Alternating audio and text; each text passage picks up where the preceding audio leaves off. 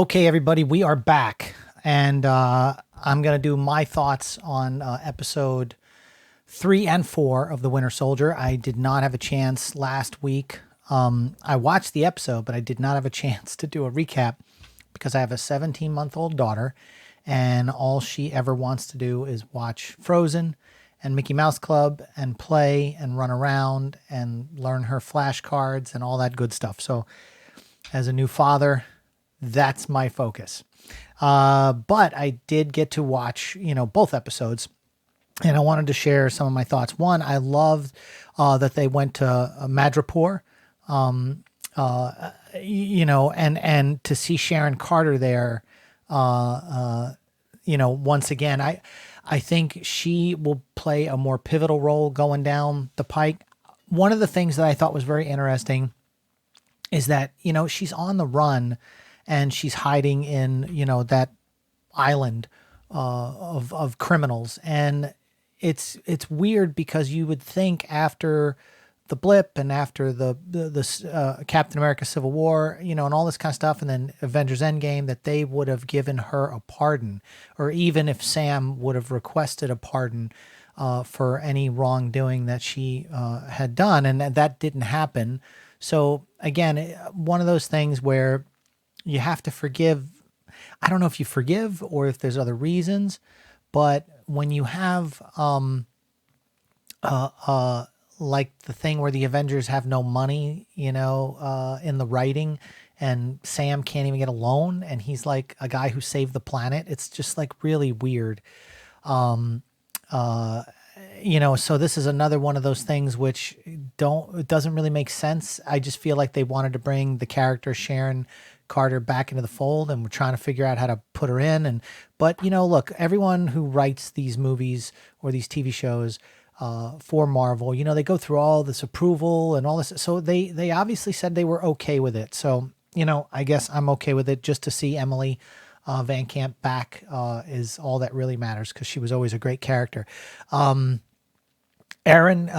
Kellyman, that was in Star Wars, a solo a Star Wars story. I love her. I just love watching her on screen. She's so unique, and her character is great. Of course, in that last episode 4, where I believe it was episode 4, because I don't want them to blend together. But when Captain America was only giving him 10 minutes to talk her down, and John Walker and Sam, was so close to, like, but you knew it was going to go south, because John Walker had no patience with it. Daniel Burr, who plays Zemo. Zemo is one of my favorite characters on this show, because he's playing both sides, but I can't figure out his end game, because he wants to kill the people coming up with the super soldier serum. He wants to destroy all the serum that's left, but something just doesn't sit right. Something tells me there's just way more to what's going on with him, and it'll all be revealed. Because what's he going to do when this is over? Is he going to get a pardon? Or is he going to go back to jail? He's not going to go back to jail. So it's real interesting to see, what's going on with his character. I loved seeing, all the warriors from Wakanda. One of the things Bucky could have easily, because he's the super soldier, the best super soldier on the planet left, he could have easily taken out a lot of the people from Wakanda, or any of the people in any of these things. But I feel like he's really just trying to keep things at bay, because he doesn't want to go down that road anymore. And of course he doesn't want to kill any of the Wakandans, because they really just want Zemo. But it was very interesting to see that fight sequence. That was really good. The Wakandans were fantastic in the fight sequence. But again, I don't think Bucky went full on, fight in that sequence. But once again, it goes to show you, like John Walker is like, I couldn't even take on Wakandans, and they weren't even super soldiers. It's because they've been trained way better than probably him as a soldier. I hated that his buddy died in that particular battle sequence. But one of the things that's interesting is that, why has John Walker become the person that he's become? I mean, that last shot where he just, the guy's begging for mercy and he just crushes the guy to death with the Captain America shield, and the shield's got blood on it and all that kind of stuff. And this is after he took the last vial of the serum, the super soldier serum. So one of the things that I was thinking about was, everyone on social media was saying, you can't replace Captain America. You're just not going to be able to replace Captain America. The thing about Steve Rogers is, when you go back to that original film, The First Avenger, and what was really cool about his character was he was like this very green, patriotic person that was turned into a super soldier. So his only outlook on life was jumping on the grenade for the guy next to him, saving his country, fighting the Nazis. Hydra wasn't even on the radar at that point because he was going into the war effort for the war effort itself. And that was that optimistic guy who was turned into a super soldier. With John Walker, they've already hinted, he got 3 medals of honor, one, him and his buddy were talking about, Afghanistan. If we had only had the super soldier serum, then how we could have saved more people. And he's seen all this death. And so he's had post-traumatic stress disorder, basically.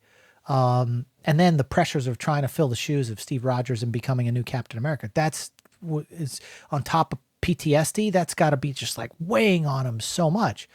And so when you give someone like that already has a bitter predisposition to the enemy and to war and to all that kind of stuff, and then to lose his best friend right then and there, and then he kills this guy, basically tarnishing anything. I mean, with all the people with social media all holding up their cell phones and taking video of him killing this guy in just cold blood.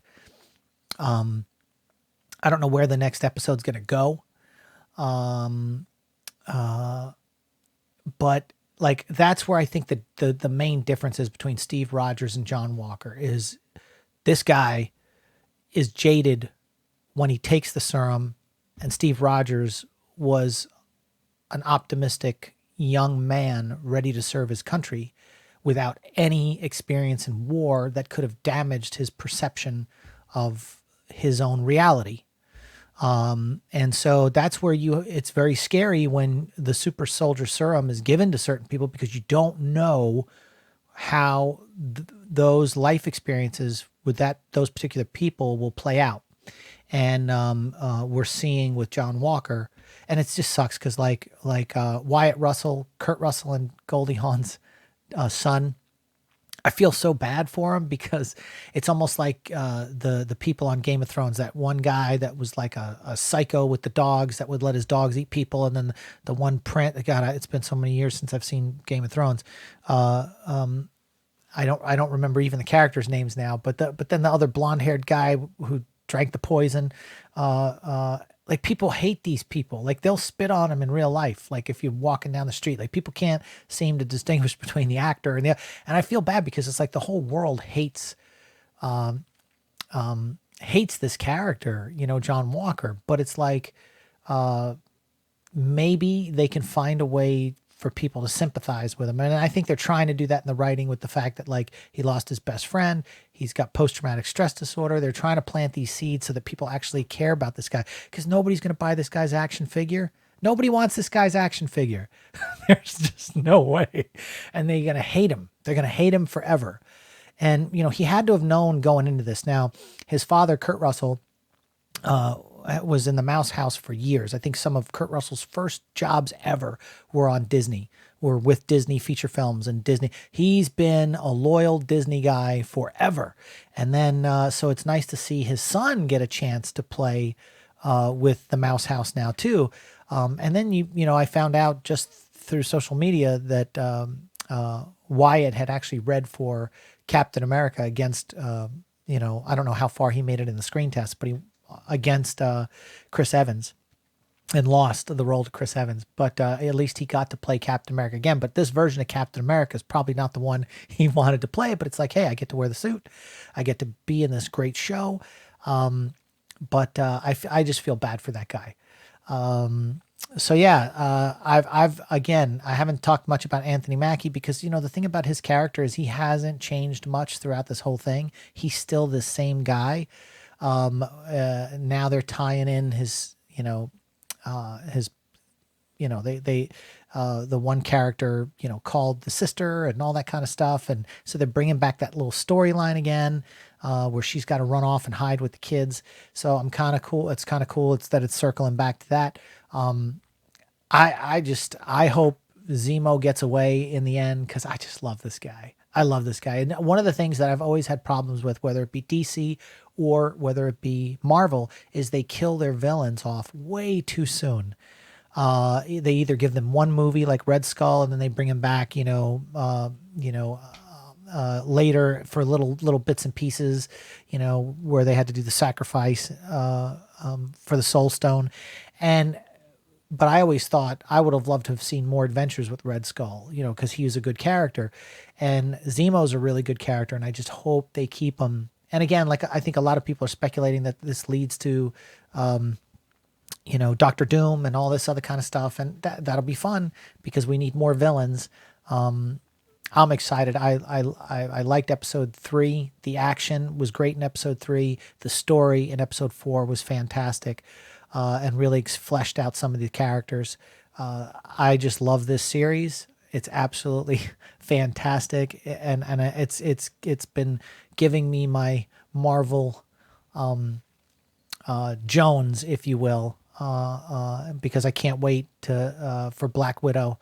I've had both my Pfizer doses for my vaccine, so I can't wait to go see Black Widow on the big screen in July. But that's it, man. Falcon and the Winter Soldier. Those are my thoughts. Just random stuff popping into my head. I hope you enjoyed this video, and we'll see you on the next one.